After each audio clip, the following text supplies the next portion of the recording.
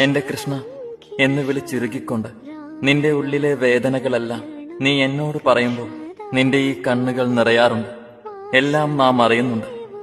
മറ്റാരോടും പറയാതെ, ആരെയും അറിയിക്കാതെ നീ ഉള്ളിൽ കൊണ്ടു നടക്കുന്ന നിന്റെ സങ്കടങ്ങളെല്ലാം നീ പറഞ്ഞും പറയാതെയും അറിയുന്ന എന്റെ മുന്നിലായതിനാലാവാം നീ പോലും അറിയാതെ നിന്റെ കണ്ണുകൾ എനിക്ക് മുന്നിൽ നിറയുന്നത്. നിന്നെ മനസ്സിലാക്കാൻ കഴിയാത്തവർക്ക് മുന്നിൽ പിന്നെയും പിന്നെയും അത് മനസ്സിലാക്കി കൊടുക്കാൻ നീ നിൽക്കരുത്. അവരിൽ നിനക്കെന്തെങ്കിലും സ്ഥാനം കൽപ്പിച്ചിട്ടുണ്ടെങ്കിൽ അവർക്കെന്നേ നിന്നെ മനസ്സിലാക്കാൻ പറ്റിയേനെ. നീ സങ്കടപ്പെടേണ്ട. നിന്നെ മനസ്സിലാക്കാൻ നിന്റെ ഭഗവാനായ ഞാൻ ഉള്ളിടത്തോളം നിന്റെ വിജയത്തിന്റെ തേരാളി ഞാൻ തന്നെയായിരിക്കും. മന്ദിരം സുന്ദരം